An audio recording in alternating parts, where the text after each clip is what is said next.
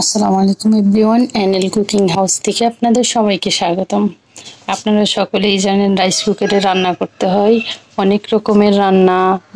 আপনার মাছ মাংস পোলাও ছাড়াও ভাত সব কিছুই রান্না করা যায়, কিন্তু অনেকের এটা জানা নেই যে রাইস কুকারে কিভাবে সুন্দর ফুলকো ফুলকো রুটি তৈরি করতে হয়।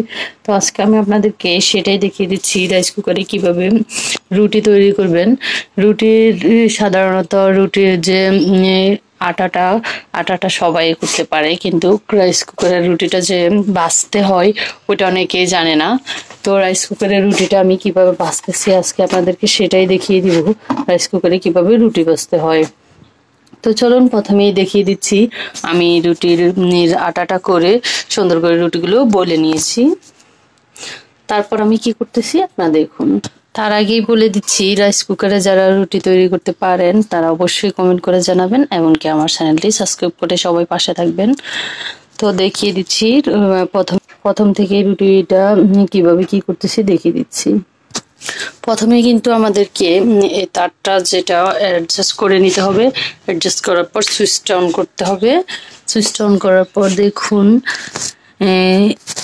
এখানে অ্যালার্মে চলে এসেছে। অ্যালার্মে আসার পর আমরা কুকে দিব, কিন্তু কুক তো অন হবে না যেহেতু পাতিলে কিছু দেওয়া নেই। তো এই ক্ষেত্রে আমি প্রথমে একটা কাগজ দিয়ে রাইস কুকারটা কুক করে দিব। আর আমি এর আগেও রুটিটা বাছছি একটু আগেও, এই জন্য কুকার একটু দাগ পড়ছে। প্রথম রুটিটা একটু হয়ে গেছে, পুড়ে গেছে এই জন্য। তো এখন আমি একটা রুটি দিয়ে দিয়েছি, দেওয়ার পর আমি একটু অপেক্ষা করব 2-1 মিনিট।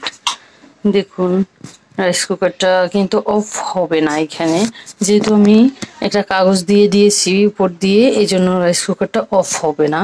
আর যদি আমি কাগজটা না দিতাম তাহলে এটা এভাবে থাকতো না, অন থাকতো না, অফ হয়ে যেত।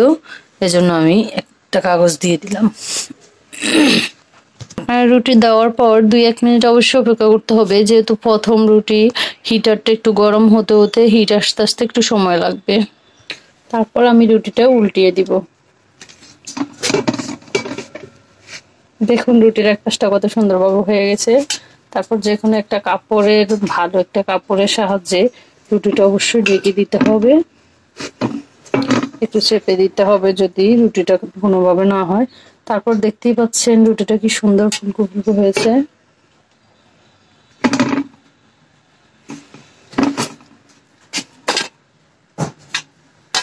তো এরকম আরো সুন্দর সুন্দর ভিডিও পেতে আমাদের চ্যানেলটি অবশ্যই সাবস্ক্রাইব করে পাশে থাকবেন। খোদা হাফেজ। এই ছিল আজকের ভিডিও, রাইস কুকারে কিভাবে রুটি বানাতে হয়।